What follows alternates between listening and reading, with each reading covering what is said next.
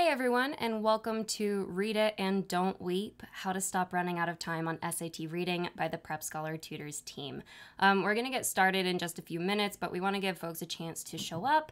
So I'm going to go ahead and set this timer for 3 minutes, and then we're going to go ahead and get going.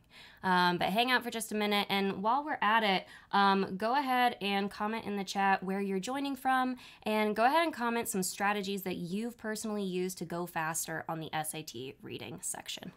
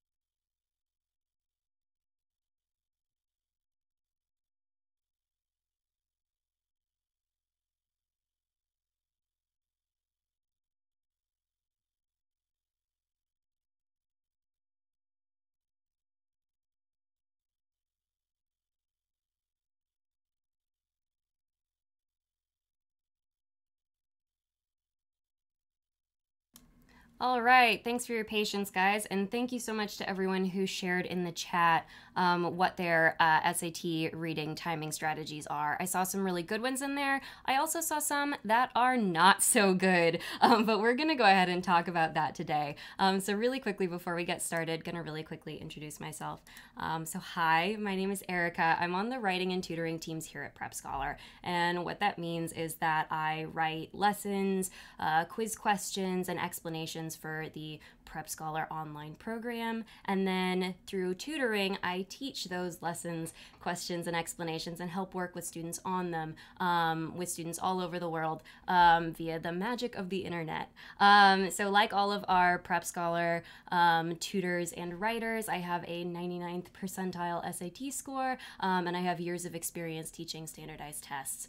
So for me, those tests are the SAT, obviously, the ACT, the GMAT, the TOEFL, the the GRE, various APs and SAT2s, etc. But the SAT holds a very special place in my heart. I'm going to go ahead and disappear for just a second, but I'll be back later for Q&As. Some other things. I'm going to be asking you guys to participate in the live stream today via the chat, but I won't be able to answer a ton of your guys' questions until the Q&A at the end. So in the meantime, we've got Laura in the chat. So she's another SAT expert here at PrepScholar, and she's here to answer any burning questions that you guys have throughout the stream. So as a quick note, for those of you who want to use the chat, let's keep it a useful tool by staying on topic as much as possible. So if you're just here for the stream and aren't interested in using the chat, you can always close it to avoid distraction. So like I mentioned, today's free live stream is hosted by PrepScholar Tutors. You can find out more about PrepScholar Tutoring at PrepScholarTutors.com. That link's at the bottom of your screen. And we're going to talk more about PrepScholar's tutoring program in a little while. But first, we're going to talk about some common strategies for getting through SAT reading passages and questions faster. So a couple of these I saw in the chat. So these are the most common strategies that I hear. So the first one that I hear is reading questions first. I saw this one several times in the chat. So a bunch of folks think, hey, if I look at the questions first, then I'm going to be able to see what I really need to look for in the passage, and then I don't have to read all of it. But it turns out that's kind of a bad strategy. And here's why. If we look at the questions first, that means that we're only going to do very targeted readings of certain parts of the passage, which means that we're not going to understand general passage concepts. Well, guess what? This test also tests general passage concepts. So we're going to struggle a lot with those questions. What's also going to happen is we're going to fall for wrong answer traps that are based on things that are in the passage, but that aren't necessarily related, or that are kind of similar but tangential or a little too extreme. Things that we would understand were not right if we had done a more general read of the passage first, but don't understand if we're just kind of targeting looking for keywords. Similarly, we're going to reread parts of the passage over and over and over, because when we read it for one question, we were focusing on a certain piece of information, and then when we read further to then try to answer another question, we didn't get that piece of information before because we were focusing on something else, and then we have to reread that chunk multiple times because we're looking for something different each time. So not a great strategy. Here's another one. Speed reading the passage. So a lot of folks think that they need to learn how to read faster. And specifically, they want to read every single word in the passage, but they just want to do it really, really, really, really fast. They want to read every sentence, but read all of them really, really, really fast. But it turns out that's also a bad strategy. And here's why. Again, we're still not going to understand general passage concepts if we speed read the passage. We're going to read so fast that we don't really get anything. I don't know if you guys have ever experienced this, but reading through something and then your eyes kind of glaze over and you get all the way to the end of it and you go, oh, I don't understand anything I just read. I don't remember it at all. This is what happens when we speed read. And then we need to reread parts of the passage over and over and over again. It's just that we're happening to do it before we get to the questions. All right, the other common SAT reading speed strategies that I hear is using the answer choices as clues. This is kind of like reading the questions first, right? We read the question, then we go, hey, there are 4 answers on my screen and one of them's right. So if I just look, I'm going to be able to see which answer is right, and it's going to save me a lot of time because I don't have to think. It's right in front of me. Bad strategy. And here's why. The people who write this test are writing it to trip you up. I say this because I've done it. The wrong answer traps are specifically written to be convincing. And if we look at them looking for the right answer, oftentimes we're gonna look at the wrong answer and go, yeah, of course, that makes sense, because they're designed that way. Similarly, we might look at the right answer and it's written to be so that it looks wrong. And again, we're gonna go, no, that's not right, because we haven't thought about it on our own first. It also means that we waste time on answers that we wouldn't have otherwise considered. If we answered the questions in our own words, we never would have gotten there, but yet we're considering it because it's on our page and we haven't done our own thinking. So these are 3 really common SAT reading strategies that really don't help you go faster. In fact, they hurt you. So how do we get through this faster? So that's what this webinar or live stream is going to be about. So it's focused on the best strategies to increase your speed on the SAT reading section. And this is going to help you get through difficult passage and question types faster and with better accuracy for a higher overall reading score. Now today we're also going to talk about a special offer on PrepScholar Tutors online SAT tutoring. Today we have an offer that is $70 off 4 hours of tutoring, $110 off 12 hours of tutoring, and $350 off 50 hours of tutoring. So that's a really great deal. You can learn more about it by clicking that link. So you won't be able to click it on the webinar itself, but you can go ahead and copy that into your browser. Alternatively, that link should be going up into the chat. And so you can go ahead and use this link throughout the live stream, but it's actually going to expire after the live stream. So I really encourage you to take advantage of this now. We really rarely offer discounts, so this is a really special opportunity. We're going to talk more about this later, but for now we're going to move on to an overview. So these are the things we're going to be talking about today. So we're going to talk about section timing, passage reading, and question answering strategies. So we're going to start kind of very broad and narrow in. We're also going to do an introduction to PrepScholar tutoring. We're going to do a walkthrough of several challenging passage types. We're going to talk about how to study for improved reading section speed. We're then going to talk about how PrepScholar can help. And then we're going to go into a question and answer as well as some bonus questions at the very end. So we're probably going to hit that 1 hour mark right around here. We're probably going to take about 10 extra minutes, 10 or 15 for that question and answer, and then we'll get into those bonus questions. So these will be kind of after the technical end of the webinar. So if you have to go, you probably will miss out on that. But if you are able to stick around, I really encourage you to because there's some good stuff in there. All right, so we're going to go ahead and jump into section timing strategies. So the basics. In the SAT reading section, there are 65 minutes.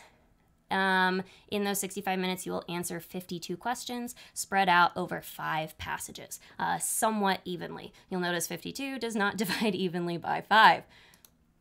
Now, one stat I hear thrown around a lot is that you get 1 minute and 15 seconds per question, which is technically true, but it's actually not very helpful when we take into account the fact that we have to read the passages, right? So once you read the passages, you actually get far less time per question. So it doesn't end up being super helpful for timing yourself as you go through. So what should we do instead? So our first strategy is instead to keep track of passage checkpoints instead of question checkpoints. So the number here to keep in mind is 13. So you're going to have 13 minutes per passage with its questions on average. But a thing to note here is that it is not that it's not perfectly divided. It really is on average. Some passages are going to have a couple more questions. Some passages are going to take longer than others. We're going to talk about some of these later. But on average, that 13 minutes is going to really help you stay on track. Now, similarly here, we want to make sure that we're not necessarily going in order. And that's related to the fact that this is, again, on average. Not every passage is going to take you the same amount of time, and you want to go ahead and save your longest and most difficult passage type for last. And the reason for this is that if you're not going to get enough time to finish any questions, you want it to be on the questions that you're most likely to get wrong anyway. We don't want to run out of time on questions we're likely to get right. Now, again, we're going to talk about what we think some of the most challenging passage types are, what we hear the most from students, but this is going to be personal to you. So some passage types that other students think are challenging aren't going to be that hard for you. Some things that are hard for you may not be hard for other students. So make sure that you know this going into the test and kind of choose which passage types you want to save for last going into the test. But similarly, you also want to be willing to adjust on test day based on any topics or things that you see there.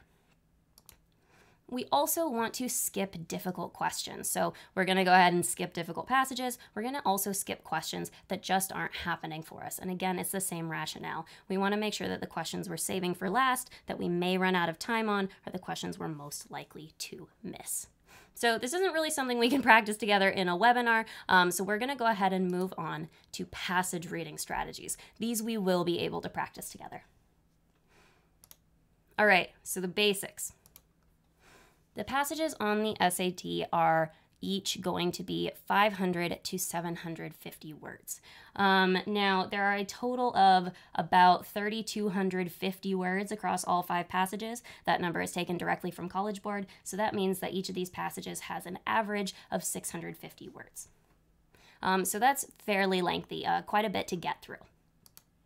The reading level for these passages is going to kind of be 9th, 10th grade on the low end, and then early college on the high end. So right about where you guys are at if you're taking the SAT. These passages are also going to focus on a variety of topics and source material. So the common ones that we think about are narrative fiction, social sciences, natural sciences, and historical documents, which sometimes gets lumped in with social sciences or sometimes social studies. Now, the fact that this topic is always going to be broad means that the passages may not be interesting or easy for you, which again is going to make them more difficult to read. So, what are our strategies for how to get through these? Well, our first strategy is to read before looking at the questions. So we discussed this a little bit earlier, our rationale here. There are general questions there, and we want to be able to save time in our reading and not have to read and reread things. So we want to read the passage first to get big ideas, such as the tone, the structure, the purpose, and the main idea before we go into those questions. However, read is maybe not the right word for it. What we really want to do is skim. Now, again, Erica, you might say, I thought you said that speed reading was bad. I did. Skimming and speed reading are not the same thing.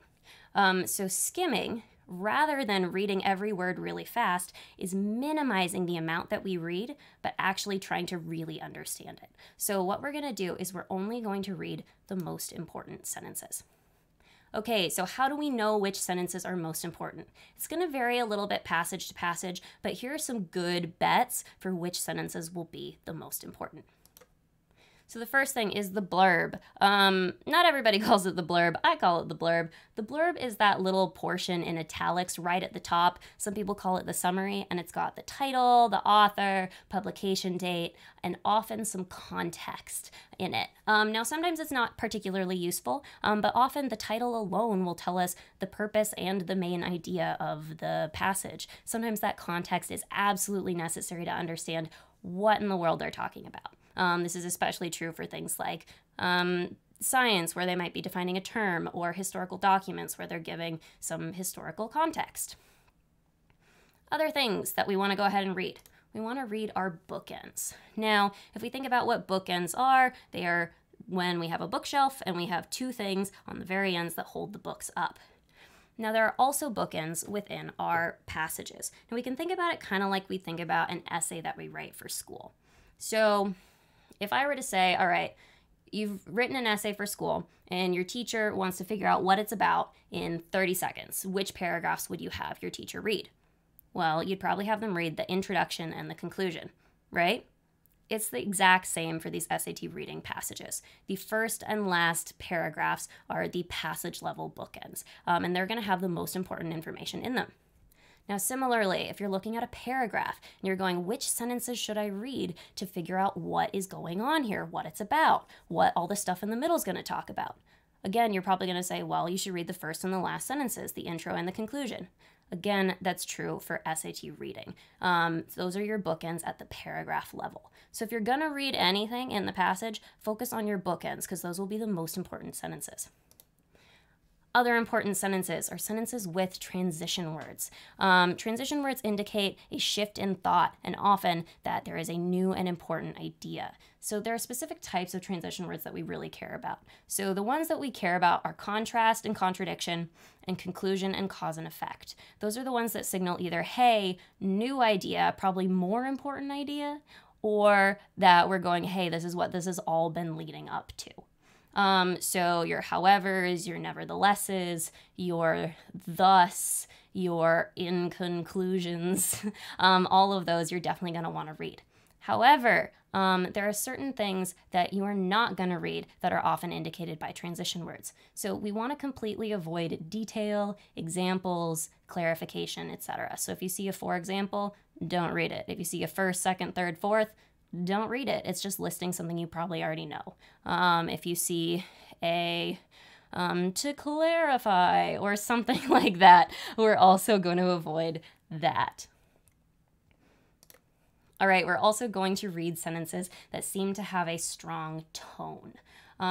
So tone is really important in passages that are often arguing things. Even if they aren't arguing things, tone is something to keep an eye on. It can be important when we have characters or kind of players in our passage. So we're going to want to look out for things like rhetorical questions or strong adjectives and adverbs because they often give us big ideas. Now, one other thing to kind of keep in mind is, again, this isn't going to work perfectly for every single paragraph, every single passage. And so we're going to want to kind of follow our hearts, right? So if we read the first sentence and we go, oh, that was like 2 words, I definitely need the second sentence, we should read the second sentence. If we see something like at the very end of a paragraph and we go, wait, I think that's part of an example, we don't need to read it. So kind of follow your heart here to figure out what is going to be the most important as you go through the passage. So we're going to go ahead and try that with a paragraph from a real SAT passage. So I'm going to go ahead and put a 30-second timer. Nope, I'm going to go ahead and put a 1-minute timer on the screen. And I want you guys to go ahead and write in the chat which sentences you think are the most important for understanding this paragraph.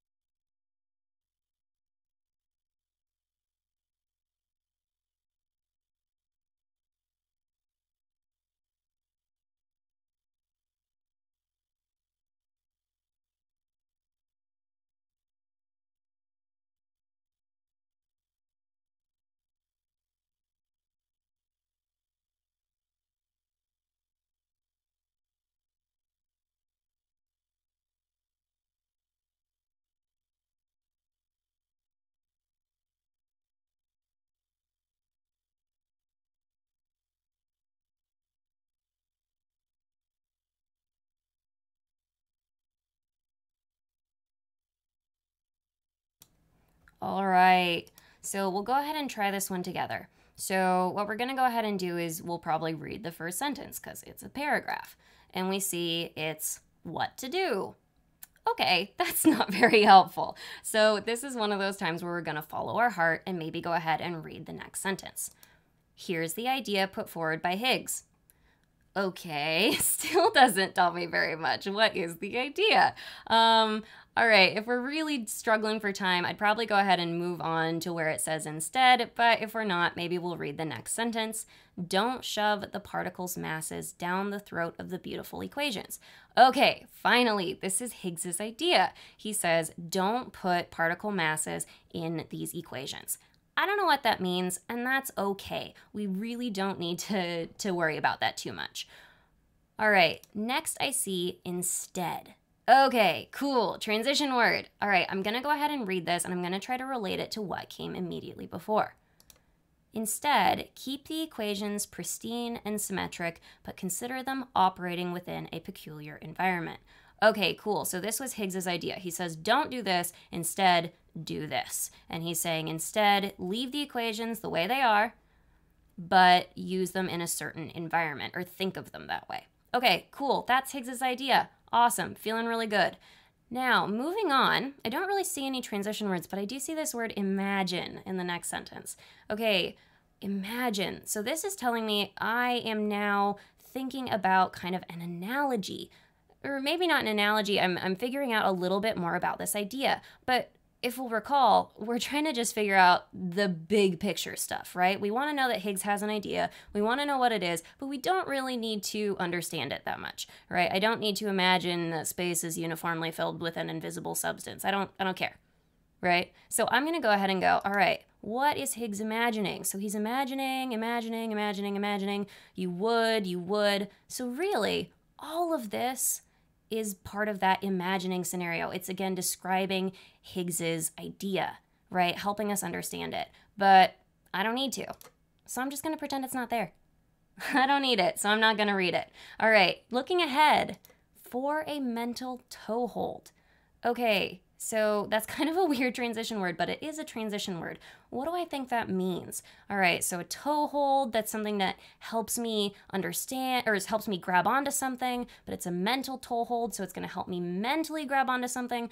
Oh, they're giving me a reference point. I'm trying to understand this. And if we look a little further, it's about a ping pong ball. All right, so this is, again, kind of an analogy, right? So it's a further explanation of Higgs's idea.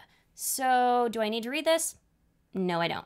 And if we continue, we look, oh, even this last sentence is saying, hey, this whole analogy is like particles submerged in the Higgs field. So even though it's the last sentence, it's still part of kind of this analogy chunk of helping me understand this idea. So again, I'm just going to pretend all this doesn't really exist. It doesn't matter to me. So with this paragraph, I might read the last sentence if I wasn't quite sure that it was part of that analogy, but all I would really do is read these first few sentences. So I did read quite a bit at the beginning, but most of this middle chunk, all the way up to the end, didn't even read. So we thoroughly read these sentences, interpreted it, and then scanned through the rest to go, oh, I don't actually need to read it. So saved us quite a bit of time. We only read probably less than a third of this paragraph. All right, hopefully everyone's feeling okay about that. Looking at the chat. All right, perfect. Okay, so we're gonna go ahead and continue with another passage reading strategy that builds on the first one. All right, so passage reading strategy here is to summarize the paragraphs. So once we've gone ahead and skimmed, we want to go ahead and try to interpret as we go. So we kind of did that as we were already reading when we were trying to understand those sentences. And we want to make sure that we're summarizing at the paragraph level. Now, what's the value of that? Well, it means that we're never going to kind of zone out, right? We're never going to hit that point where we get to the end of the passage and we go, oh no, I don't know what I just read, right? We always know that we're trying to interpret as we go. So this is going to help us stay focused, but it's also going to help us when we're going back later and answering the questions, knowing what goes where in the passage. So it's going to help us with big ideas just by nature of having done the summaries, but it's also going to help us find little details because we go, oh, wait, I know that's in paragraph 4, so I'm going to go look there. All right, so how do we summarize? Oftentimes when folks summarize, they give me several sentences. No, that's not very helpful. We want to aim for 2-word paragraph summaries. Now, why is that? 2 words is enough to get across the main point and the main purpose. Now, we can be a little flexible with this, but if you're going above 6 words, you probably didn't get the main point of the passage. So really try to narrow that down to just the big ideas. Another thing that we can do here is abbreviate and use symbols, etc., to make that a little bit shorter. Now, in our summaries, we want to focus on why, not what. So what does that mean? We want to go ahead and focus on the function of a paragraph, the purpose, the role. Why is it there? Not so much what it actually says. So when we read through that Higgs passage, we didn't really focus on what Higgs' idea actually meant. We just figured out, hey, here's what it is, and it's here. This paragraph is presenting it. All right, so we're going to go ahead and try this with this paragraph that we just read. So I'm going to go ahead and keep this part blocked off because we decided it wasn't very important. I'm going to go ahead and give you guys 30 seconds to write your 2 to maximum 6-word summary in the chat.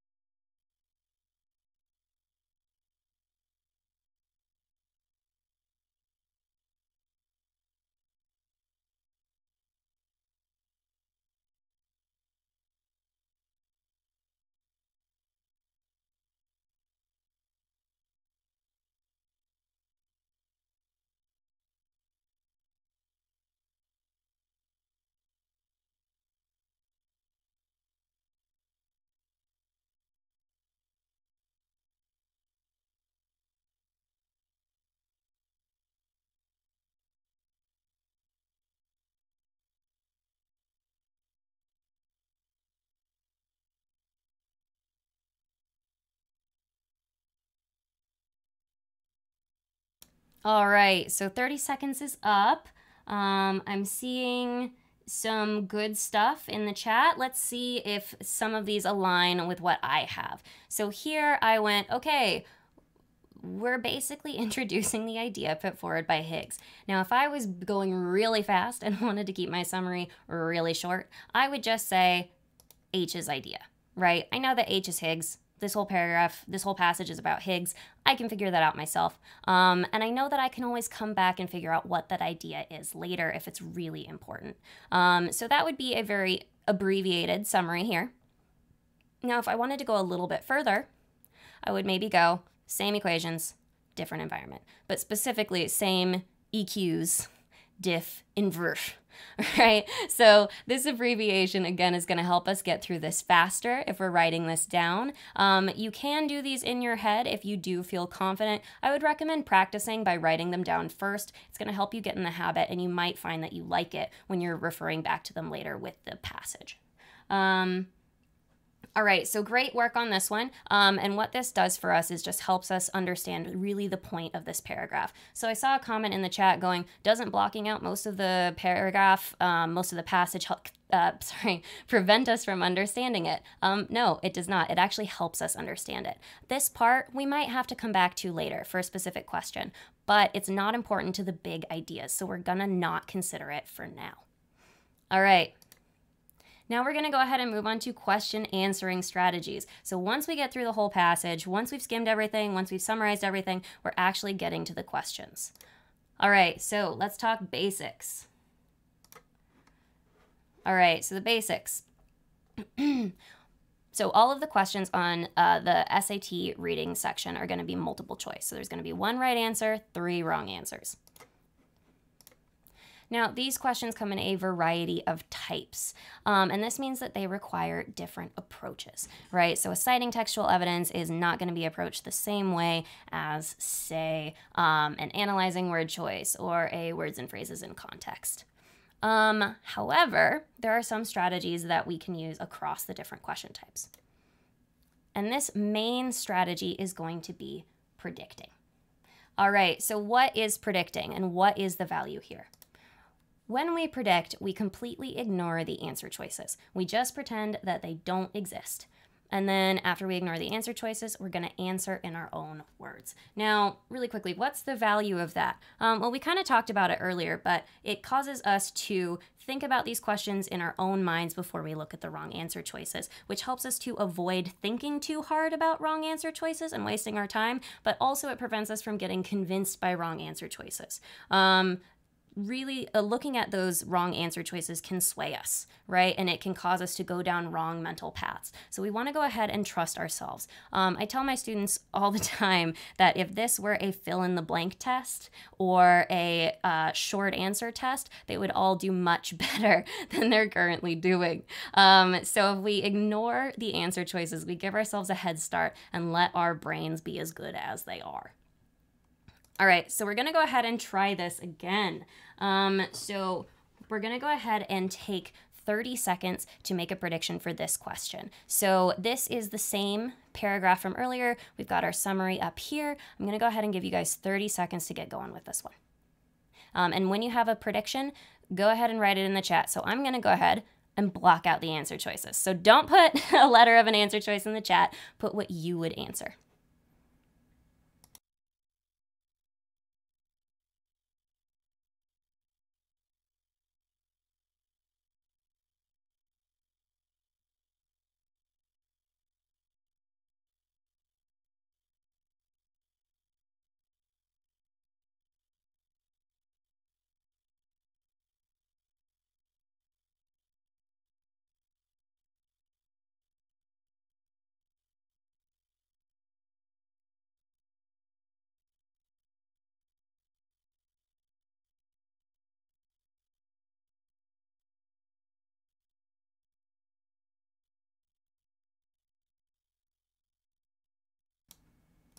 All right, so a bonkers number of people actually putting the letter of the answer choice. Don't do that. We just discussed that. All right, so we're going to go ahead and move on and figure out what a good prediction is. So we're going, okay, the analogy of the ping pong ball. So if we remember from our initial skim, that was at the end. If we didn't remember that, we could simply scan for the most specific words, ping pong ball. That was kind of something we skipped over on the last slide, but when we're predicting for more general questions, often we're going to be able to do our prediction just based on what we've already skimmed, based on what we already know. However, for more specific questions that maybe deal with those parts that we blocked out, we're going to have to maybe go back and hunt. And the way we're going to go back and hunt is by looking for the most specific words in the question, and we call those keywords. So here, it's ping pong ball, right? I'm imagining that's not going to show up anywhere else. So we see that this whole chunk right here is about that ping pong ball analogy. Okay, so what's the point of that? Well, if we remember from our skim, we decided, hey, this was an analogy, and it was meant to help describe Higgs's idea, right? It kind of built on this part right here that actually described it, and this was helping to illustrate it better, right? If we didn't remember that from our skim, we could look at this transition word here, for a mental toehold. Remember, transition words are really helpful, and we can go, hey, this is helping us to kind of get our bearings, to better understand what we've already described using something we might understand better. So a good prediction here would be illustrate or explain Higgs's idea with an analogy. Maybe a little repetitive because analogy's in the question, but we're gonna roll with it. So let's go ahead now and look at these answer choices. All right, now we don't have to read the whole thing. We can go ahead and start by just looking at the first word, right? We're looking for something that illustrates or explains. Popularize? No. Contrast? No. Criticize? No. Clarify? Huh. Okay, clarify is pretty close to illustrate and explain. So this is probably the right answer. And if we were short on time, we could pretty confidently pick D right now. But let's go ahead and check the rest. An abstract concept. Okay, well, Higgs's idea, that's keeping equations but imagining them in a different environment. That's pretty abstract. That's not real. So this actually fits perfectly, and we can confidently pick D as our answer. So we didn't even read all of A through C, and it was because we predicted first. So this can save us a lot of time. And now these answer choices probably would have been more convincing if we'd read the rest of the passage. These play on ideas from other parts of the passage, but we're not gonna be convinced by those, and we're not gonna waste time reading them if we go ahead and predict first. All right, some more quick question answering strategies before we move on. So one strategy that will help you is to use question type specific strategies. So we talked about how different questions have different strategies related to them. Now, unfortunately, we're not going to be able to cover those today, but oftentimes you can come up with your own strategies by really paying close attention as you're going through your own work. But if you want a little bit of help with that, we have more info on some of these question types on our blog for free. So if you just Google PrepScholar blog, you can find it. We'll probably also be able to throw the link in the chat. Laura's a writer there, so there's a lot of great information there for free. But if you want a full breakdown, you can go ahead and try out our online program. Again, we've got some pretty sweet discounts on it today, along with our tutoring, but we break down fully how to use specific strategies for each of the question types on the exam. All right, we're gonna go ahead and go on a 3-minute water break. We're gonna go ahead and come back when we'll do an intro to PrepScholar tutoring, as well as talk about some of the most challenging passage types and do walkthroughs there. The discount link is live on the screen if you wanna go ahead and try that out, but we'll be back in 3 minutes.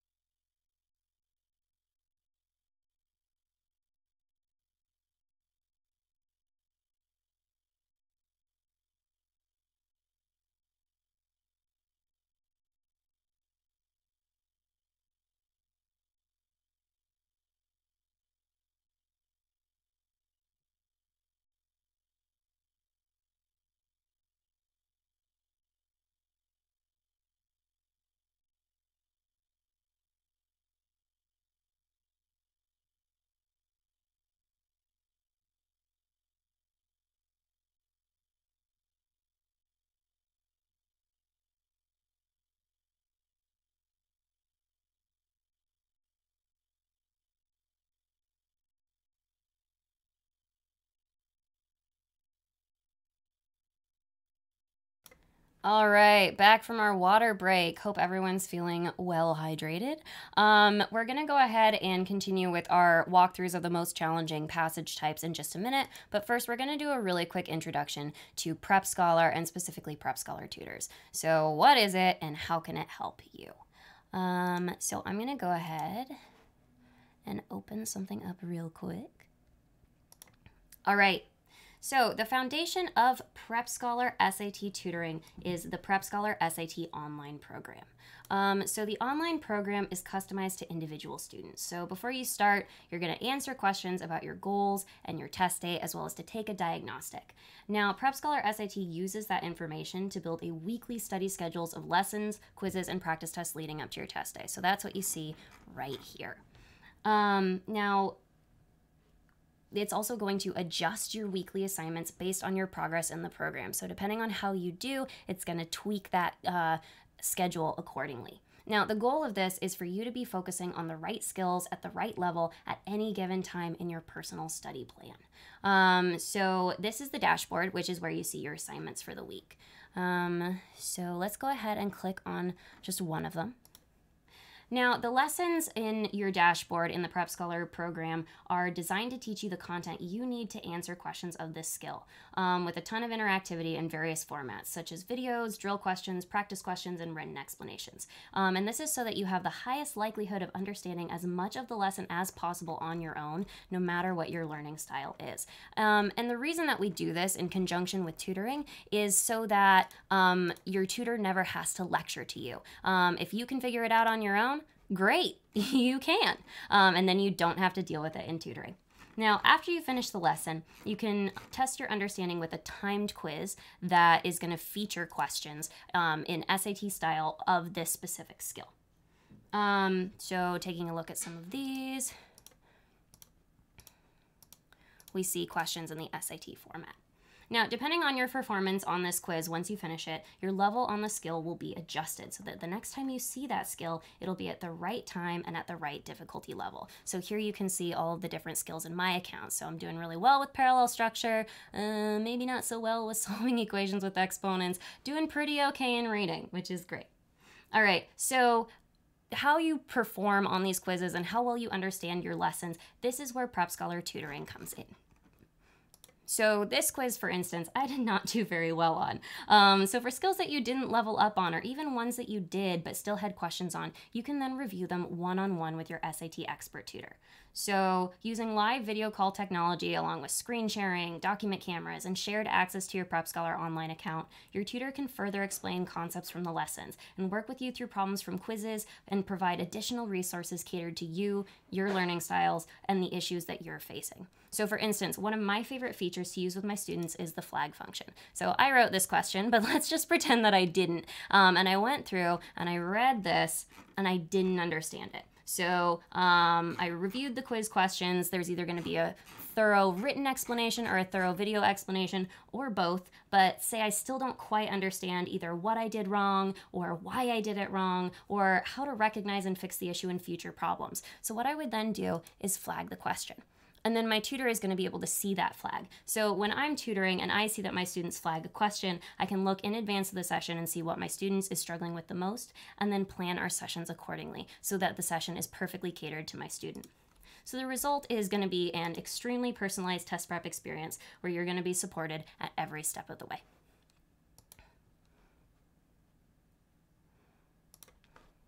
All right. So if you're interested in improving the quality of your SAT prep, again, we've got a special tutoring sale just for the guests at this webinar. Now, the deal that we have today is going to be $70 off 4 hours of tutoring plus the online program. This is our monitored automated prep. We also have $110 off our full tutor-led complete prep, so that's 12 hours of tutoring in addition to the online program, as well as $400 off the maximum tutoring prep, which is 50 hours of tutoring. This is a really complete course, plus the online program. So depending on what you need, you can go and choose accordingly.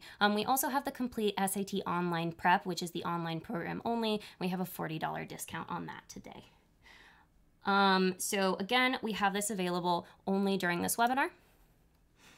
Now, this is how it works. I haven't even talked about the best part, which is that you get 1 hour of risk-free tutoring within 60 days of purchase.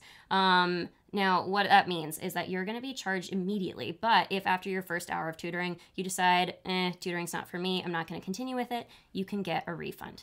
So if you've done less than 10 hours in the online program, you'll get a completely full refund and your program will be closed. So no harm, no foul. Now, if you've done 10 or more hours in the online program, you're going to get a refund for the tutoring portion, but not the complete prep. So your complete prep account will remain active for your use, but we'll close out your tutoring account. So basically, if you try out PrepScholar tutoring and it's not for you, you don't have to pay. And again, you get a full 60 days to use that first hour. So if you aren't quite ready to start yet, you don't have to miss out on this special discount. So again, this offer expires after the live stream ends, so I encourage you to sign up now using the link on the screen and in the chat, and even if that means missing the rest of the live stream. So this live stream will be posted on our YouTube channel, so you can watch it at a later date when this discount will not be available. So go ahead and try that out using the link on the screen or in the chat. For now, we're going to go ahead and continue with our challenging passage type walkthroughs. All right, so our first challenging passage type is passages with graphics. So first, the basics. There are going to be 2 passages per test that have graphics. So 1 social science and 1 natural science. There is going to be 1 graphic or a set of 2 graphics per passage. The graphic is going to be presented after the passage, so either the single graphic or the set of 2. And we're always going to see that the graphic questions come after the passage questions. So the last maybe about 3 questions in a graphics passage will come at the very end. And those will be focused just on the graphics. Now there are going to be a variety of graphics types. So this text is taken directly from the College Board website. There's going to be moderate to moderately high data density, few to several variables, moderately challenging to moderately complex interactions. Basically what that means is that we can expect fairly complicated graphics with strange presentations. So you might see a couple of things that you recognize, bar graphs, line graphs, histograms, etc. But you also should expect strange things that maybe you haven't seen before and have to work a little harder to understand. All right, so what's our strategy? Well, we're going to read the passage as normal, but then we also need to do the graphic. And with the graphic, again, we're going to skim. Okay, well, how do we skim a graphic? It's a little bit different than a passage. Well, we're going to start with the titles. We're going to read the title. That usually tells us about what's in the graphic. Then we're going to move to our subtitles. So if it's a graph, it'll be the axes. If it's a chart, it might be the rows, the columns, anything that will tell us more information kind of categorically about that graphic. Then we're going to read any legends or keys, so often telling us what symbols or different colors or shadings mean. And then finally, once we feel like we've got a good hold on what is in the graph, we're going to look at the trends on the graph. So what do we see? Does something increase as another thing decreases? Is there something in particular that's a major outlier, like much larger, much smaller? Is the thing from the passage particularly notable? We're going to go ahead and take a look at that. And then finally, we're going to summarize those trends and relate them back to the passage. And that's just going to give us a good basis going into our questions. Now then, when we go into our questions, we're going to really narrow our focus within the graphic. So if we look at the whole thing, there's going to be a lot of information that just isn't important, right? So we're going to go ahead and narrow our focus to only the important information in the graphic, only the stuff that's related to the question.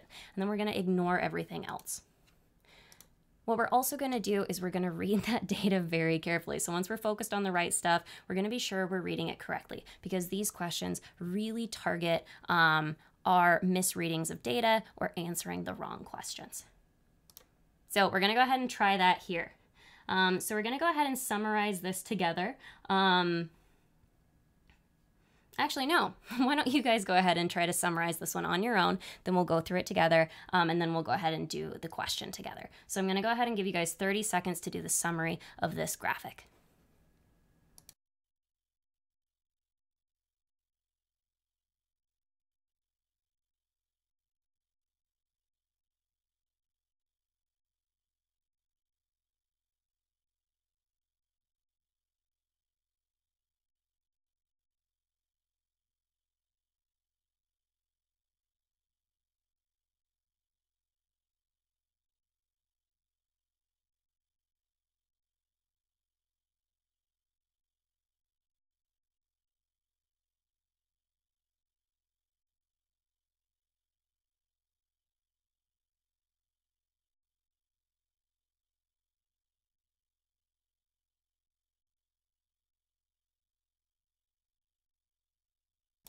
All right, jumping in on this one, we're going to go ahead and start with the title. So it's the years from the introduction of the concept of a particle to experimental confirmation. Okay, cool. So that's what I can expect to see in the graph. I see what looks like the beginning and the ends of bars, so I'm probably guessing the beginning is the introduction, the end is the confirmation. That sounds about right, but I'm going to go ahead and look at those axes to figure more things out.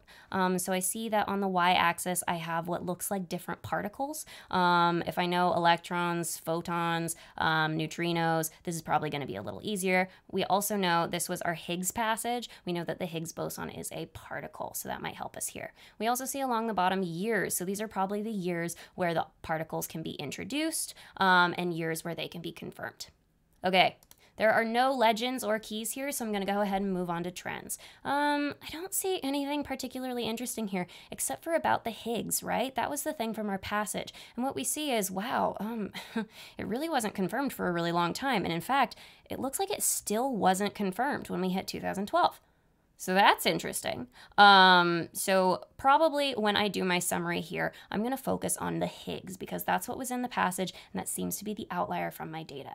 So here I might do a summary like Higgs boson, longest not confirmed, only still not confirmed. And this one I'd probably do in my head, but I might write it down maybe a little bit more abbreviated. All right. So knowing this, let's go ahead and go on to the question. So which statement is best supported by the data presented in the graph? Okay, so this is a very, very vague question, right? It could be about anything in this graph. So this one's going to be really hard to predict for. So what we're going to do for our prediction is kind of just trust our summary. Go, okay, this was the main takeaway I had. I know I can find more information here. I know it's about when things were introduced to when they were confirmed. So I'm going to roll with this, and probably I'm going to have to do a little more process of elimination than I'd like to. So looking through the answer choices, the first thing I see is that B is about the Higgs boson. So maybe I got lucky here. So let me take a look. But when I read it, I see, okay, Higgs boson was experimentally confirmed more quickly than most other particles. No. It took the longest to be confirmed. So I'm going to go ahead and rule out B and just resign myself to the fact that I need to do process of elimination. So taking a look at A, the W boson and the Z boson were proposed. Oh, I'm actually not even going to read the rest. I'm going to go, okay, first, W boson, Z boson. All right, where am I looking? I'm only looking here. So I'm going to go ahead and go, all right, I'm ignoring the rest. Pretending it doesn't exist. I might need it for other questions, but I don't need it for this one. So I'm only going to focus here. Okay, moving on. They were proposed and experimentally confirmed at about the same time. Okay, so proposed, experimentally confirmed. All right, is that about the same time? Yeah. Cool. All right, so we can go ahead and pick A comfortably. So here predicting wasn't as helpful as it could be, but it did really help us with understanding what's going on in kind of a strange diagram. So this is how we're going to approach passages with graphics. All right, moving on to our next difficult question type, which are historical document passages. This one's especially not a fan favorite. All right, the basics. There is one historical document passage per test. Now, this passage is often paired, but we'll talk a little bit more about that later. Historical document passages are always going to be persuasive. They're going to have a stance. They're going to have a tone. But the main thing that's difficult about them is that they have complex dated language. So what does that mean? Well, it means there's longer sentences, longer paragraphs, and more fluff. And that just makes this harder to get through. So how do we deal with that? Strategy. We're going to really rely on transition words for organization.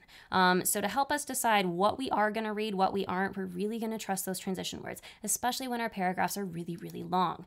We might also do sub-paragraph summaries. So if we've only got 2 paragraphs in our entire passage, we might do a couple summaries in paragraph 1, breaking them up at key transition words. Now, that helps us with our big paragraphs, but what about our big sentences? Well, what's going to help us here is skimming at the sentence level. So what does that mean? We're going to find certain chunks of our sentence that are actually not going to be super useful to us. So anything descriptive, anything repetitive, we're just going to go ahead and skip and assume that we got most of the information already. We're also going to go ahead and summarize mentally at the sentence level. So if we're trying to get through a sentence and we don't really get it, we're going to take some time to try to figure it out first before we move on. And that's just going to help us when we do our paragraph summaries to have kind of a better understanding and not have to go back and read and reread and reread. All right, let's go ahead and give this one a shot. So we're going to go ahead and do the summary for this one together. All right, so looking at this one, we'll start with our first sentence, but we're only going to go to this semicolon, right? Because the first sentence is this long. That's crazy. So, as society was constituted until the last few generations, inequality was its very basis. Okay, so up until recently, right, until the last few generations, inequality was a big part of society. Cool. I think I get that. Let's go ahead and move on to this next chunk. Association grounded on equal rights scarcely existed. Okay, so there weren't many equal rights. Isn't that kind of the same thing we saw before? Yeah, it kind of is. Ooh, I've got a list. And typically, lists are repetitive. So what I'm going to go ahead and do is assume that everything from association on to the end of the sentence is supporting this idea that inequality was a big thing in society up until recently. And if we actually read it, that ends up being true. So I'm going to go ahead and block it out. And I'm going to go ahead and do a quick summary of our first sentence. Society unequal until recently. Cool.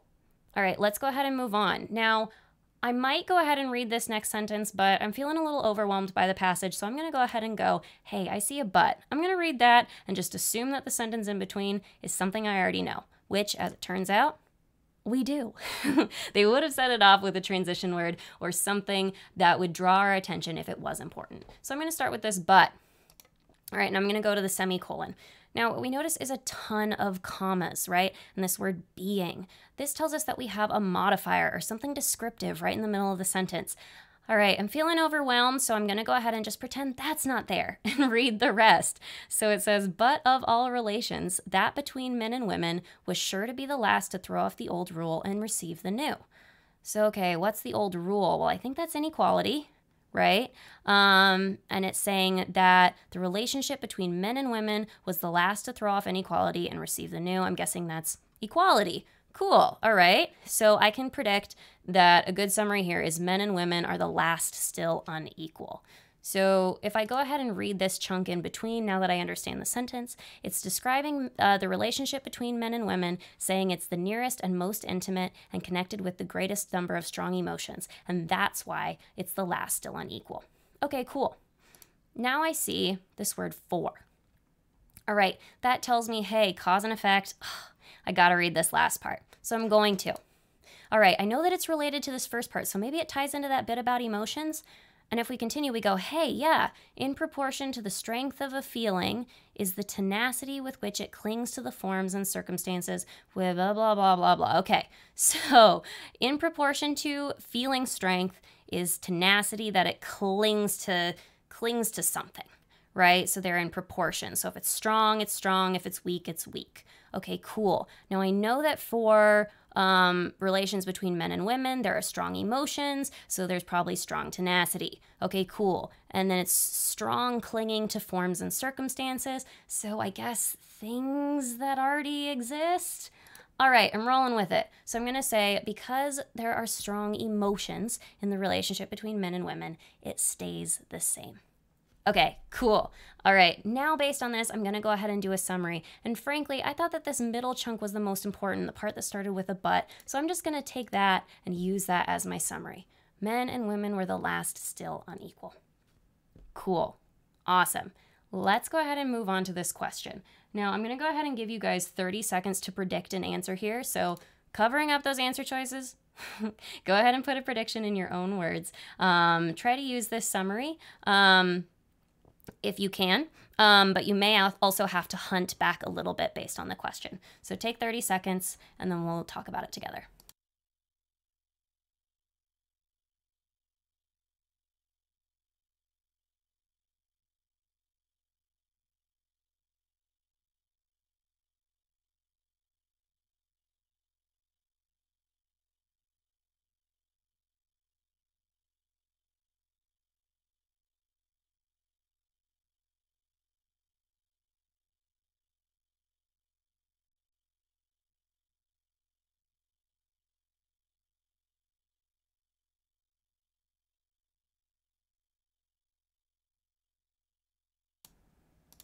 All right, I'm gonna go ahead and continue. I know we're running a little bit over time. Thanks for hanging out with us. We've only got one more passage type after this one, and then we're gonna go into study strategies, which will go pretty quickly.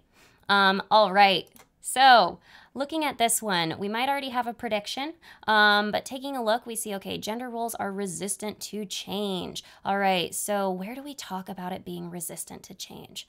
Well, we might remember that we were going, hey, this was at the end, but if we didn't remember, we could scan for words related to resistance to change, and we see last to throw off the old rule and receive the new. Hey, that's going, okay, they wanted the old rule. They didn't want the new one. Okay, cool. All right, now it's going, okay, it strongly suggests that they are resistant to change because. Okay, well, what's a parallel for because? For. Okay, cool. So I'm going to go ahead and guess that this last chunk is what's going to answer my question. All right, so what do I think? Most strongly suggests they're resistant to change because, well, this was the part that talked about how strong the feelings were and how that meant that things stayed the same. So I'm going to go ahead and predict, just based on my previous summary, that they're resistant to change because they're associated with strong emotions and have stayed the same for a long time. Now, I have two predictions here. It could be one or the other. It could be both, but I'm going to go ahead and use those to evaluate my answer choices. So looking through them, I don't see any language about emotions. So probably not this first one, right? Okay, but what about have stayed the same for a long time? Do any words indicate that? Well, we might get tempted by A, have long served. Ooh, basis for formal organization of society. Wait, formal organization? I don't know about that one. Okay, well, continuing. Oh, entrenched tradition. Okay, deeply entrenched tradition. Tradition is something that has stayed the same for a long time. Okay, cool. And it doesn't have anything sketchy like formal organization in it. So we can go ahead and pick B as our answer. So this was kind of a nasty paragraph to get through, but going ahead and skipping chunks that were repetitive, that didn't have transition words, and that were just kind of descriptive stuff in the middle helped us to get through it. And doing mini summaries helped us to then make a total summary that would then help us answer the question. All right, paired passages, last one. Here are the basics. There's going to be one paired passage set per test. Now, this counts as one of the 5 passages on the test, right? So the 2 mini passages within the paired passage don't each count as one. They count as one passage together. So what that means is that you're going to have 50 to 750 words, 500 to 750 words in total. Each passage is going to be shorter than that, about half. We're going to get the same number of questions for both of those passages together as we would for an individual question, maybe 1 or 2 more. And we're going to take about 13 minutes for this passage. Now, the questions here, there are going to be 4 to 7 questions that are going to focus on just one of the passages from the pair. And then the other 3 to 6 questions are going to relate the 2 passages, so bring them together. Those are kind of yikes. Now, the questions are going to be presented in order. We're going to get the first passage questions, then the second passage questions, then the both questions. And these paired passages will only be on historical documents, social sciences, or natural sciences. But there is quite a bit of variety. Some people much prefer one of these to one of these for paired. But you should be prepared for any of these possibilities on test day. All right, so how do we handle paired passages? Well, since they're a lot like normal passages, just shorter, we're going to kind of use the same strategy. So one thing that we're going to do first is we're really going to read that blurb for context. There are a lot of paired passages that don't make any sense unless we actually read that blurb to show us how the 2 relate. The other strategy that we're going to really use is to do one passage at a time and then do them together. So rather than read first the first passage, then the second passage, then go into the questions, we're going to do the first passage, then the first passage questions, then the second passage, then the second passage questions. And then we're going to mentally compare and contrast the 2 passages, get ourselves mentally prepared, and then we'll deal with the questions that are with both passages. So we'll treat them first like individual passages and then do them together. And that's just going to help make sure that we don't get confused between the 2 passages and that we're more fresh when we do the individual question passages and that we understand the passage best when we get to both passage questions. All right, so we're going to go ahead and give this a shot. We're going to go ahead and do a quick blurb and summary together on this one. All right, so for this second passage, right? We've already read this first paragraph. Really quickly, these are not full passages. We've chosen specific paragraphs from them that will help us answer a specific question, just so you know. They are not this short. And this is the first paragraph of passage 2. This is the first paragraph of passage 1. So we'll go ahead and start with the blurb. Okay, de Tocqueville, blah, blah, blah, blah, blah, blah. Okay, this is Mill. It's about enfranchisement of women. Okay, published after. Oh, looks like context. Let's read this. As United States and European societies grew increasingly democratic during the 19th century, debates arose about whether freedoms enjoyed by men should be extended to women as well.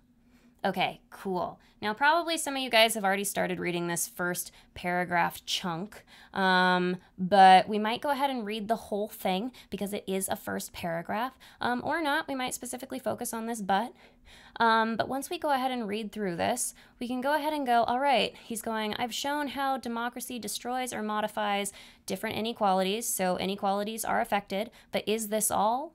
Oh, it's not all. That's a rhetorical question.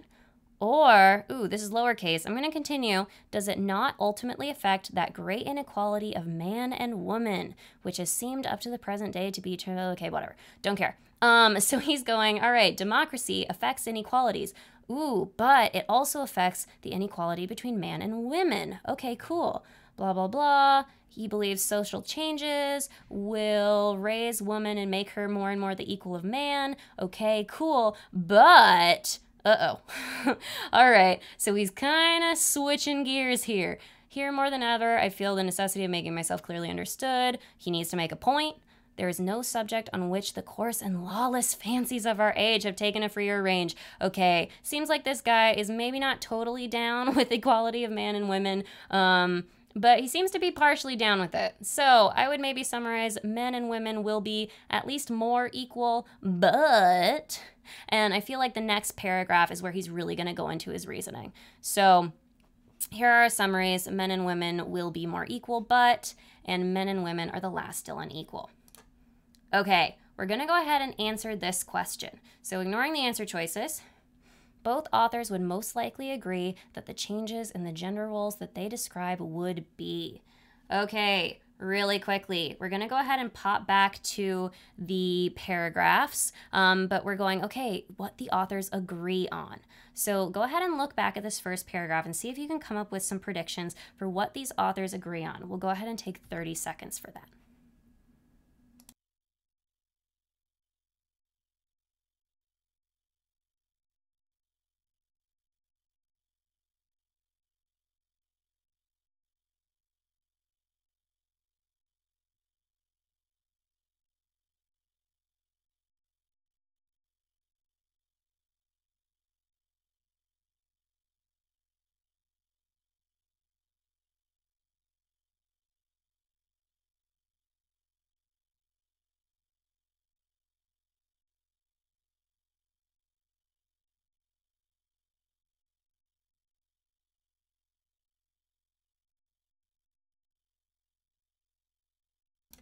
All right, hopefully you've all taken the time to make a prediction. We're gonna go ahead and pop back. So here are some predictions that I made. I think it aligns with some of the ones that you guys made. So I would say the changes in gender roles are still not achieved. They both agree on that, right? They're going, hey, they are maybe in progress. It's the last happening, but it's not done. They both agree that it's a push for greater equality, so they talk about the equality between men and women. And they both say they're like other recent societal changes and other inequalities. So they both talk about, you know, the slave and the master, and they talk about other inequalities that have gotten fixed in the present day, right? So that seems like a pretty good prediction. It doesn't seem like they agree on a ton of stuff, and usually that's not the case with, usually that's the case with paired passages, that they're a little bit in opposition to each other, maybe not fully, but they don't necessarily fully agree. So let's go ahead and take a look at our answer choices, see if it's any of these. All right, let's see, going ahead and taking a look. Part of a shift, ooh, that seems okay. Unlikely to provide benefits, no. Inevitable? No. I mean, the first guy thinks that, but maybe not the second. At odds with democracy? Definitely not.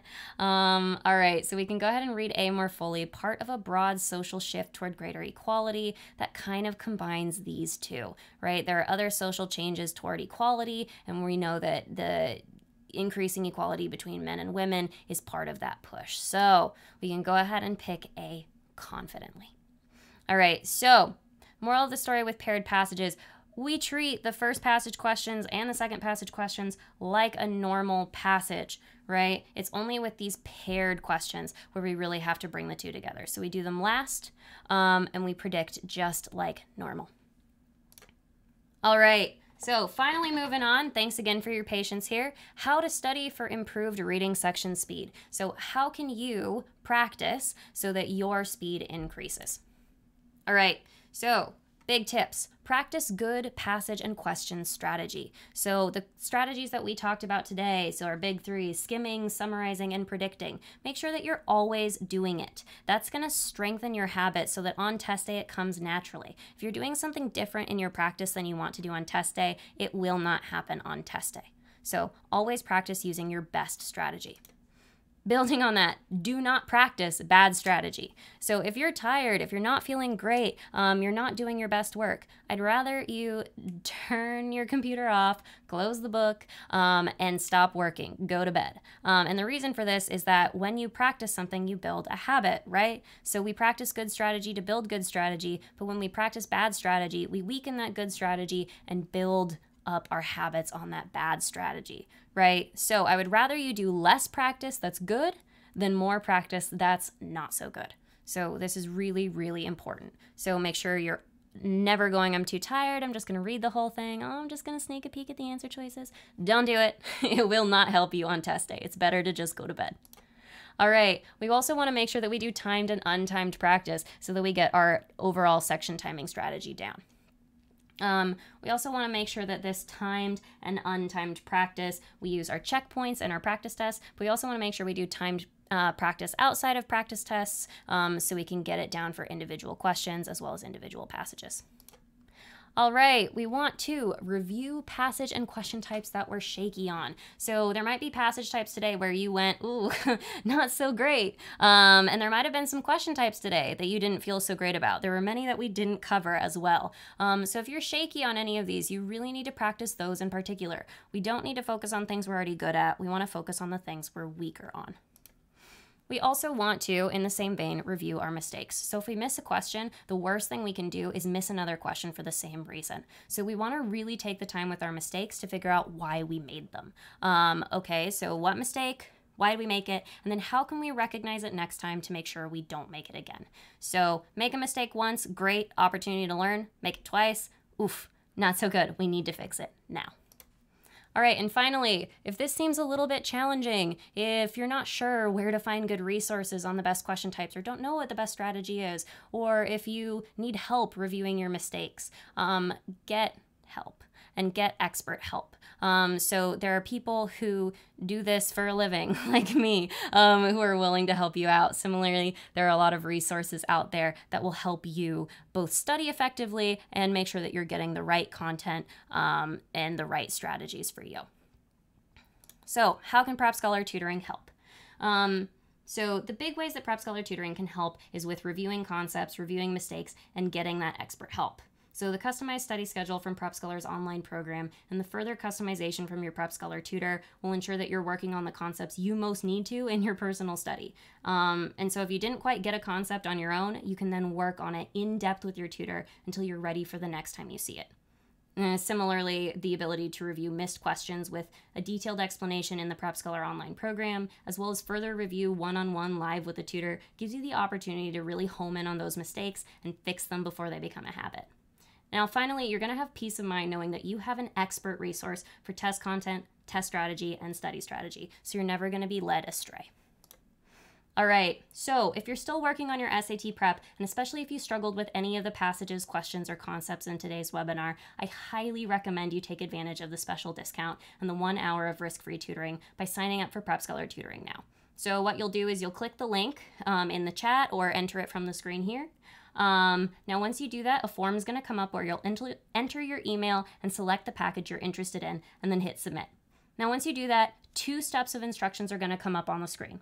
And those 2 steps are to sign up for the package on PrepScholarTutors.com and then email us using that same email you entered so we can process your discount. Now, there are a few other instructions on that page, just details about how to do that so we can make sure to process that discount correctly. So just be sure to follow the instructions correctly, but it's about a 5-minute process. So it's really quick, really painless. So again, there's nothing to lose. There's a lot of SAT points to gain, and there's hours of wasted study to save. So I encourage you to click that link and sign up now. So we're going to go ahead and move on to a Q&A. The discount link is still on the screen and still in the chat. We're going to go ahead and take about 10 minutes for this Q&A for questions and answers. Any questions about the topics in this webinar or about PrepScholar tutoring and today's special discount are encouraged. Please share those in the chat. This is also, again, a really great opportunity to sign up. And if you have any issues with that sign up process, you can go ahead and share those in the chat and we'll help you troubleshoot. All right, I'm going to go ahead and pop my face back up. Hello. So I'm going to go ahead and start taking a look at the chat to see what you guys have to say. Oh, I'm so glad so many of you guys found this helpful. That's really nice. I see one comment that says I missed half of the stream. It will go up live on our channel afterward. So we'll need like a couple of hours for things to process, but then it'll go up and you can watch it. So I recommend it again. You can sign up for this discount now. So this discount will actually be live. I should have mentioned this earlier. Will actually be live for 24 hours after this webinar was supposed to end. So it was supposed to end at 9. So it will be live until 9 tomorrow. Now, what that means is that if you aren't able to sign up right now, maybe need to talk to a parent, get a card, you can sign up within the next 24 hours, but after that, it will not work. You will not be able to sign up. I still really recommend you sign up now, just because it gives you flexibility and it's a really great time to do so. Again, we don't offer this very often, but you will be able to watch this again. So if you're worried about missing those bonus questions at the end, go ahead and sign up. You will see them later. Okay. Let's see. What else do we have? Do you have a schedule for these live streams? This was answered in the chat. We don't have any scheduled yet, but we likely have more coming up. There is a link in the description to sign up for a mailing list if you want to find more out about them. We'll send you emails to update you. Yes, again, if you're curious about what those offers are, just click on the link and they will appear in that link. How do I summarize and reread in less time? Biggest tip is skip more. Read less of it. And then second tip is practice. This is something that comes with time. Start doing it untimed just to kind of get the hang of it and see how brutal you can be about cutting stuff out, about writing shorter summaries, and see if that works, right? Now, once you've got it narrowed down about as far as you can go, then start doing it timed. So start with untimed, work your way up to timed. If you start with timed, you're likely not going to get that strategy right away.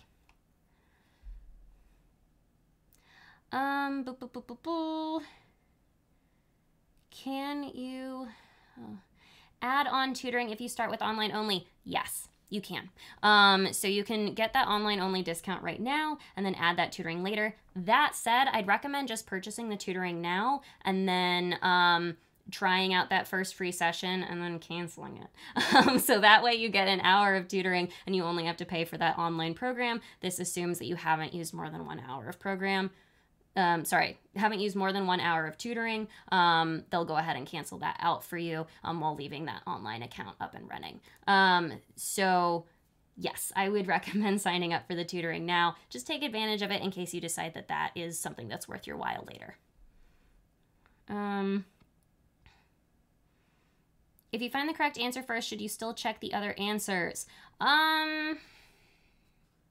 It depends on your level of confidence. If it matches your prediction perfectly, do it. Just don't check the other ones. It doesn't matter. If you are not fully confident, check the other ones.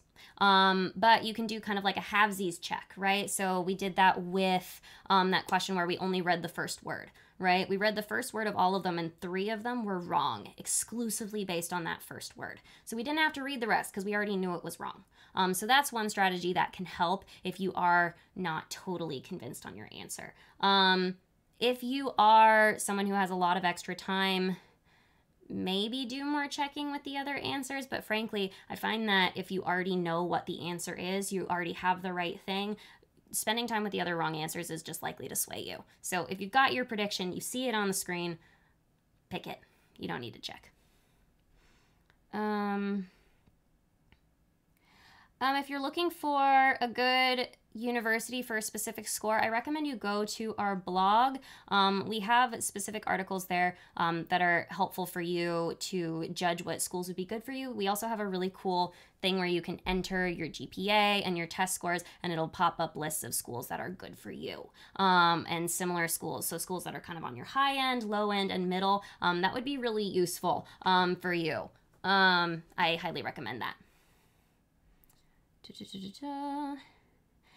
We already had a webinar for the math section of the SAT. You can find that on our channel. It's called Math Everest, and it's about the 5 hardest math questions on the SAT. So 5 of the hardest, and what makes them hard, and how you can get better at those hard questions. So already happened.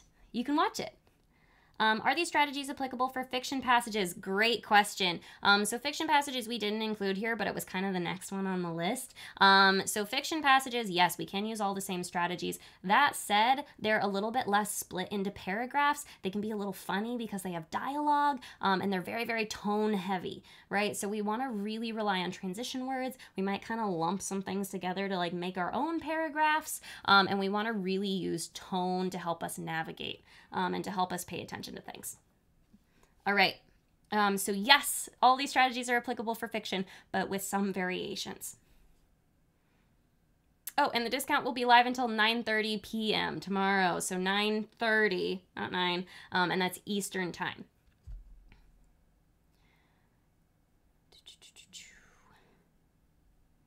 If you have more questions about that online program, you can go to our website and learn more about it. There's a bunch of information there, specifically about like terms and conditions. So I recommend checking that out as well.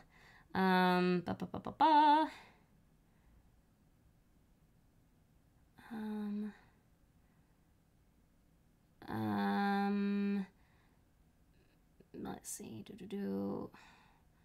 What did I score on the SAT? Oh, great question. I got a 2250, so that was when we had the old score. So that was out of 2400. So it's a 99th percentile score. I think like low to mid 99th percentile. Yeah, so that was my score there. I've taken the GRE and the GMAT more recently though.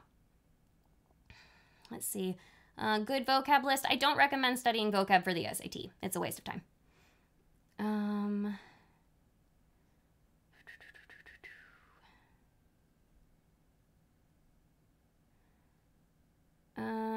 Again, how do you choose which passage to read first? It's going to be highly personal. It's going to depend on you. So in your prep, if you take longer with certain passages or miss more questions, those are the ones you should do last. The ones you go faster on, get more questions right, do those ones first.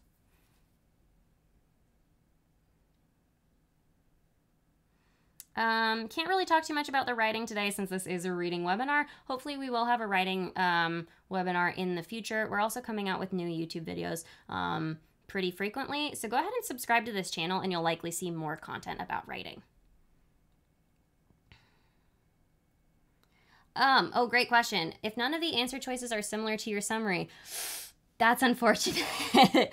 So usually on that case, I kind of go, oh, I messed up. And I maybe try to or maybe go through and predict again and see if that works. But if I'm really having a hard time predicting, honestly, I might just skip the question and come back to it later if I'm really far off. But if it's a question where it's just really hard to predict, like what can be inferred from the passage, I have no idea. That's a very vague question.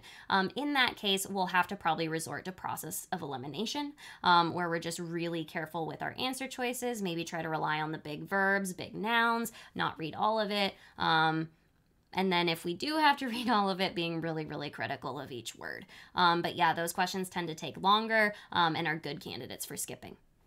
How do I know important detail versus irrelevant? All details are irrelevant. Use the strategies in the stream. That's about the best I can offer you there. If it's got a transition word on it, it's probably important. If it's a first or a last sentence, it's probably important. If you read something and you feel like you got nothing out of it, maybe you need to read the next sentence. Or you need to be more careful when you're reading that sentence. Yeah, that's about all I can give you there, but your feel for this will get better as you do more practice. These passages are pretty formulaic.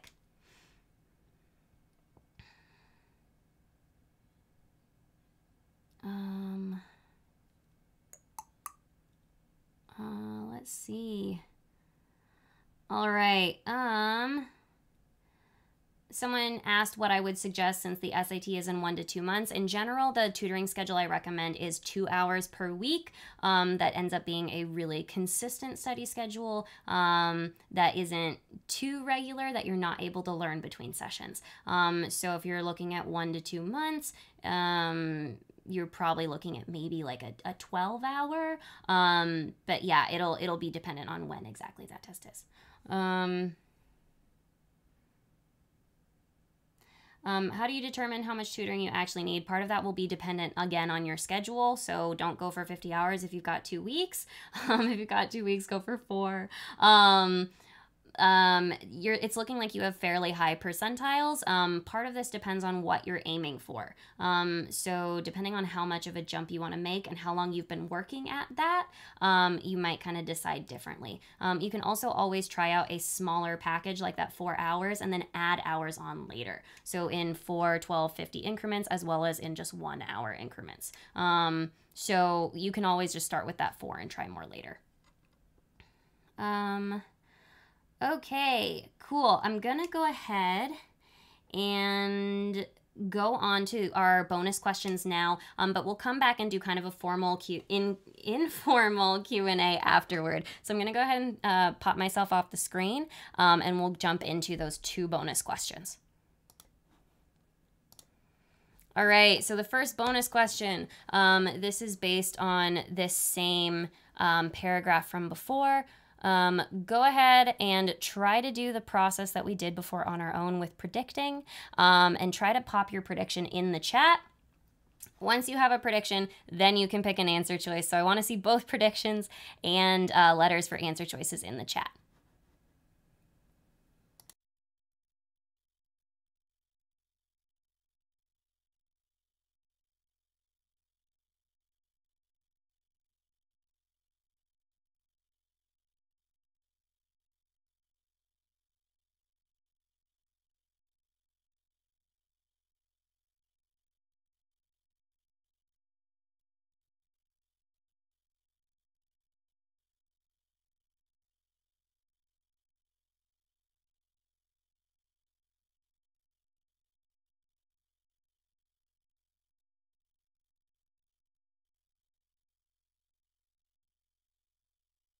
All right, hopefully everyone's had a chance to answer in the chat. I think that's still catching up for me, but we'll go ahead and talk.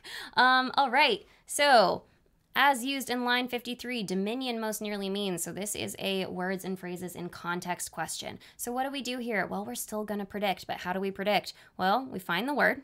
So line 53, dominion. What we're going to do is we're going to read the sentence and then pretend this word is a blank. And then we're going to fill in the blank with our own word. Now, if we don't get enough information in this sentence to fill in the blank with our own word, maybe we'll read before, maybe we'll read after.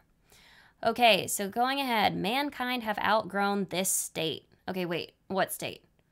Okay, so looking back at the previous sentence, we remember that this one was about inequality and how that was the basis for society until very recently. So I'm guessing, okay, mankind have outgrown inequality.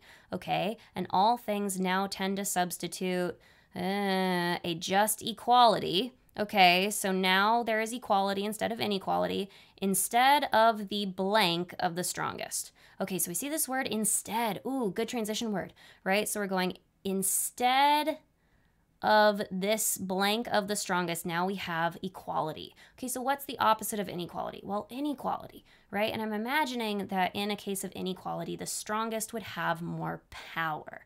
So maybe let's go power as our prediction. Instead of the power, maybe like rule, control. Yeah, okay, cool. So I feel like I've got a pretty good prediction here. Now let's go ahead and look at these answer choices. All right, which one most closely matches power, rule, or control? And if we take a look, supremacy is the closest match. So territory is another definition for dominion.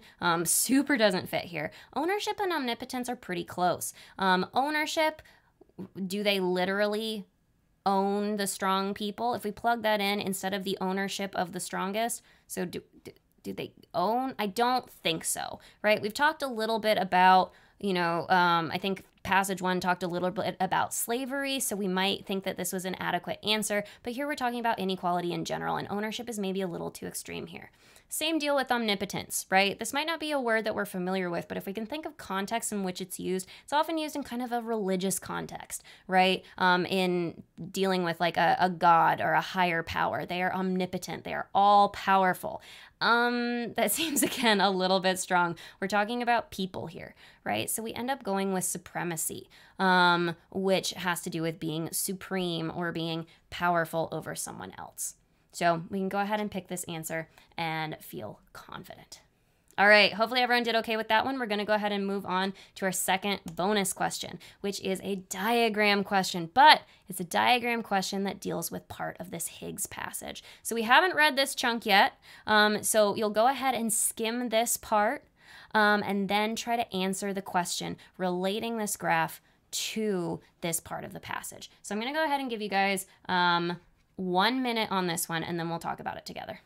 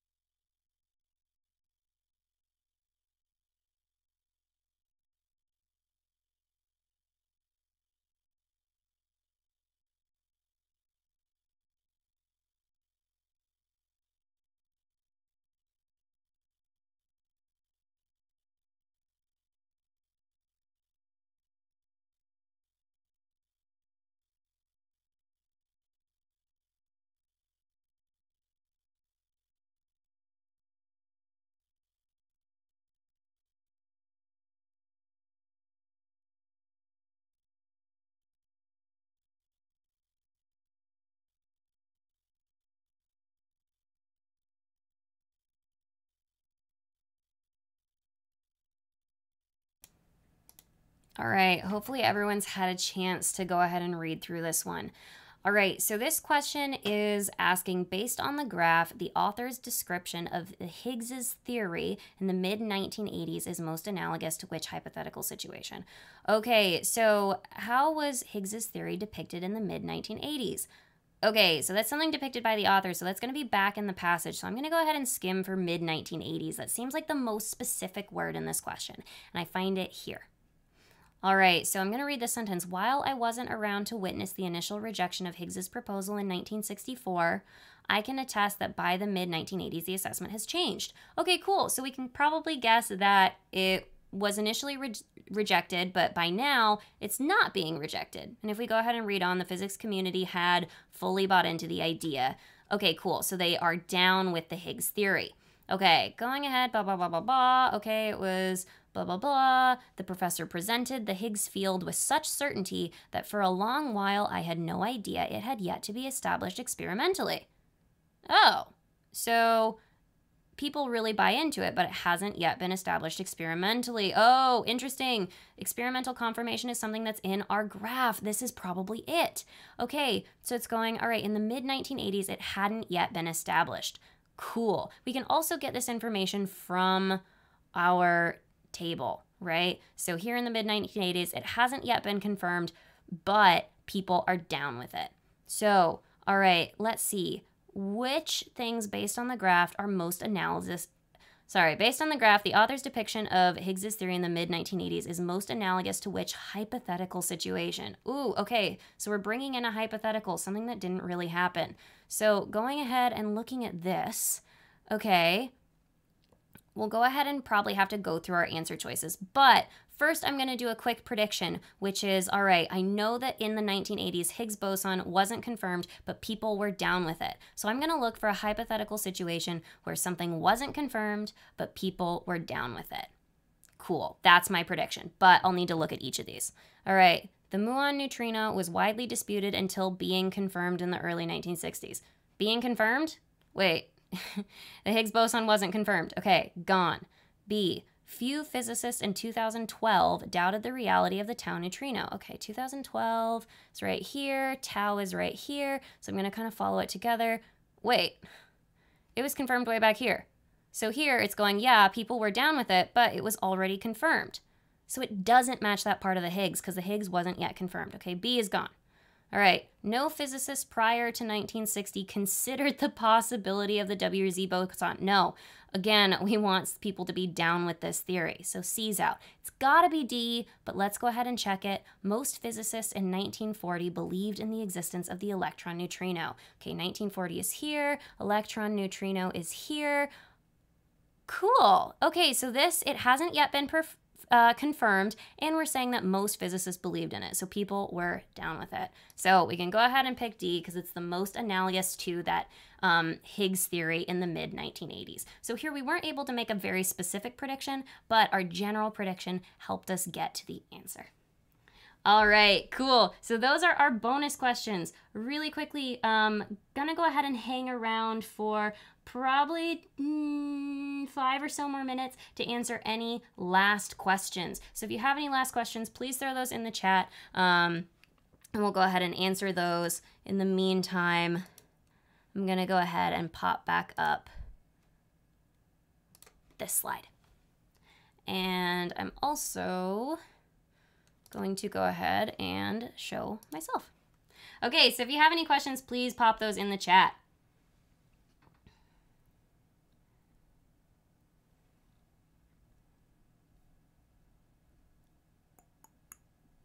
Let's see.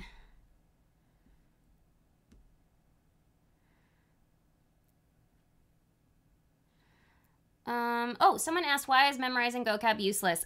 Great question. I didn't really expand on that. Vocab, we never know what vocab is going to be on the test. There are some favorite words of SAT writers, but there are just so many words that you could possibly see on this test that it isn't really worthwhile.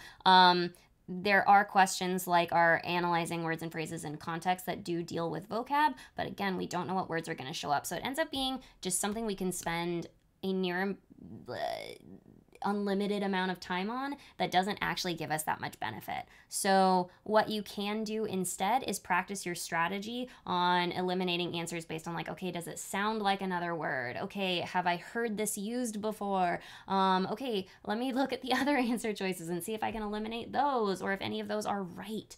And just kind of ignore the words that you don't know if you really can't figure them out.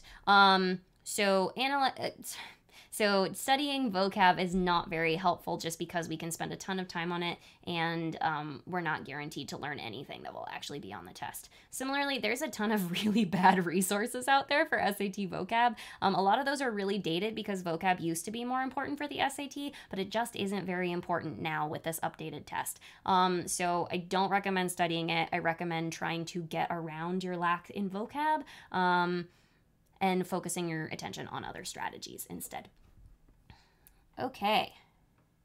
When you have to refer back to the passage, I've been advised to read 5 lines above and below the quote or key term, etc. Is that advisable? That's often a really good idea. What I like to do is I like to read the sentence of, and then I like to read a sentence before and a sentence after.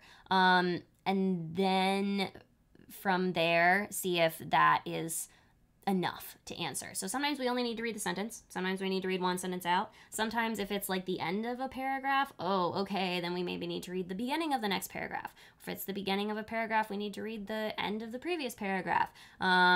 So it kind of depends. So I recommend keep your scope small at first and then widen it out if you need it. Starting with 5 lines above or below maybe seems a little excessive in some cases. We won't always need it. So vary your scope based on the question.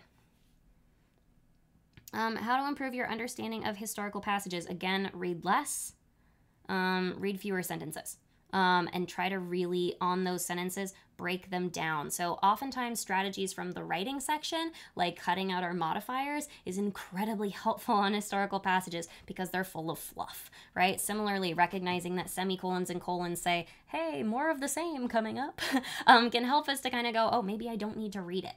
Right?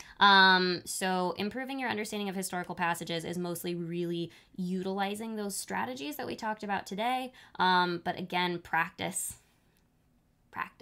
Reading that type of strategy or that type of passage is going to help you a lot. Which school did I go to? I went to the University of Washington in Seattle because that's where I'm from. I'm glad that this was helpful. Okay, cool.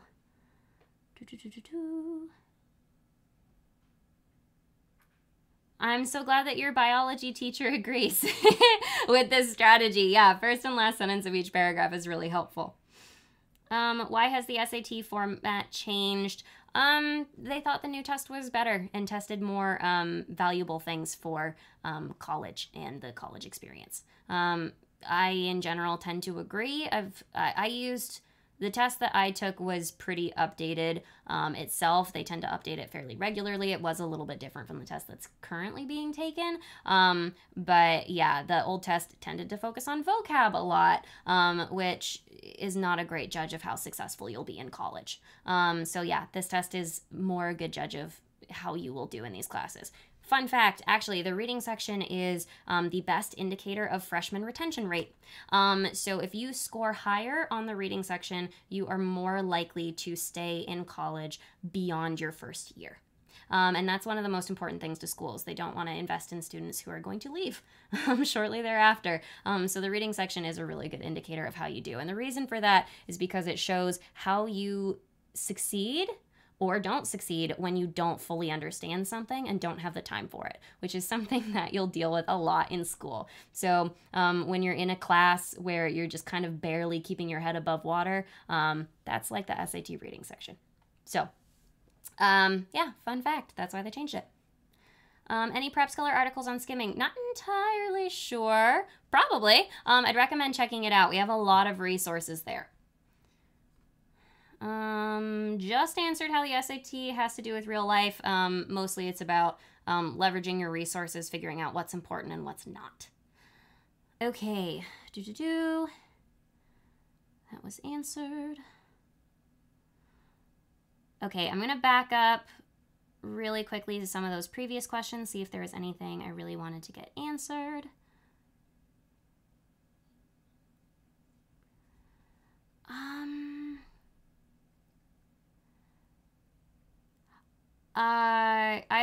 So someone asked about what sort of materials I would recommend for preparing for the reading section. I'd recommend PrepScholar because it's going to be targeted specifically to the SAT. If you're reading a book, it's only going to be so helpful because it's not SAT format.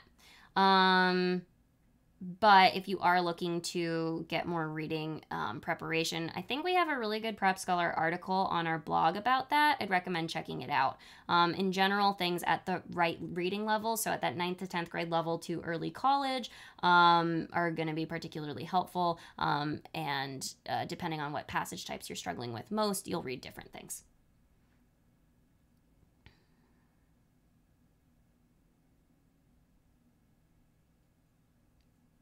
Tips for line-based questions we kind of talked about already, so I'm going to go ahead and skip that.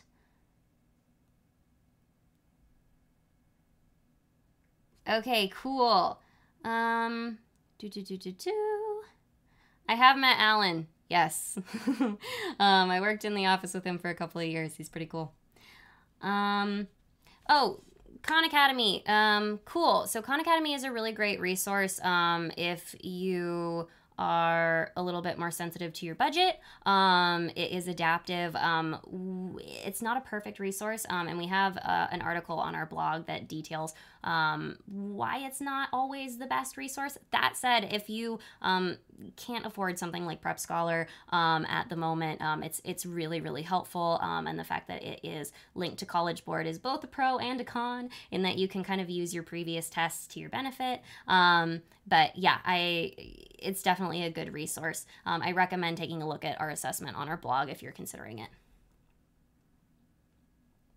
Okay, cool. Well, we're going to go ahead and wrap up. Thank you so much for your questions. If you have something you really desperately want answered, go ahead and comment on this video once it's posted. Again, this discount using this link on the screen and also in the chat is going to be live until 9:30 p.m. Eastern tomorrow. So again, I really recommend that you try it out. It's totally risk-free. You can meet with me personally or with another one of our expert tutors to help improve your SAT score. And we can focus on the areas you're most concerned about. So if reading today was most difficult, we can focus our energies there. So thank you again for joining us today, and hopefully we'll see you in our next webinar.